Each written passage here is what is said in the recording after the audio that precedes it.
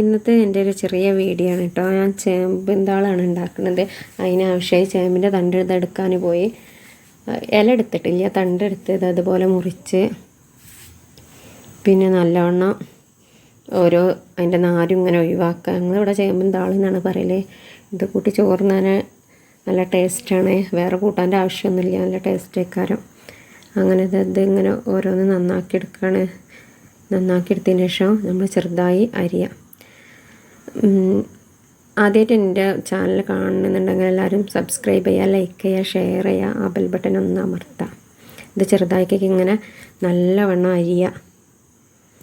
വെള്ളമൊന്നും കൈമലാകരുത്. വെള്ളം കൈമ തട്ടിയാൽ നല്ല ചൊറിച്ചിലേക്കാരം. ഇതാ നല്ല കഴുകി വൃത്തിയാക്കിയതിന് ശേഷം നമ്മൾ കുക്കറിലിട്ട് വേവിക്ക കുറച്ച് ഉപ്പ് ഇട്ട് കൊടുത്തുകൊണ്ട് വെള്ളമൊന്നും ചേർക്കണ്ട. പിന്നെ അപ്പോത്തിന് നമ്മൾ അധികം ചെറിയ ഉള്ളി അരിഞ്ഞ് വെച്ച് വെളിച്ചെണ്ണയിൽ മൂപ്പിച്ചെടുക്കാം.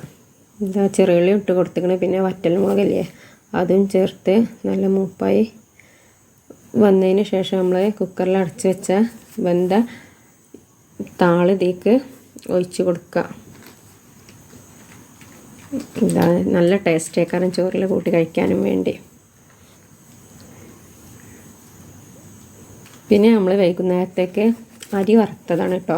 അതിന് വേണ്ടി അരി കുറച്ച് മുമ്പേ കഴുകി വൃത്തിയാക്കി വെച്ച് ഇനി വെള്ളമൊക്കെ ഊറിപ്പോയതിന് ശേഷം എന്താ അരി വറുക്കാനൊരു പാന് വെച്ച് അതിലേക്ക് ഇട്ടെടുത്ത് നല്ലോണം ഇളക്കണേ. നല്ല ഇളക്കിയതിന് ശേഷം തീ കുറച്ച് വെച്ചിക്കാണ്ട് വറുത്തെടുക്കുക. അതുപോലെ ഒരു കളറാവും. അപ്പുറത്ത് ഞാൻ ചായക്ക് വെള്ളം വെച്ചിക്കണേ. ഇങ്ങനെ വറുത്ത് വരുമ്പോൾ ഒരു ബ്രൗൺ കളറായി വരും. അപ്പോഴത്തേനും തേങ്ങ ചിരണ്ടിക്കണേ. തേങ്ങയും പഞ്ചസാരയും നമ്മൾ അരിയൊക്കെ ഇട്ട് കൊടുക്കുക. അതൊക്കെ റെഡിയായി. പിന്നെ ചായ ഇതാ റെഡി ആയിക്കണേ. അതിന് ശേഷം ഈ വെന്ത അരിയും തേങ്ങയൊക്കെ ഒരു പാത്രത്തിൽ ഒഴിച്ച് അതിൽ ചായയും ഒഴിച്ചതാ ഗ്ലാസ്സിലാക്കി ഞങ്ങളെല്ലാവരും ചായ കുടിക്കുകയാണ് കേട്ടോ.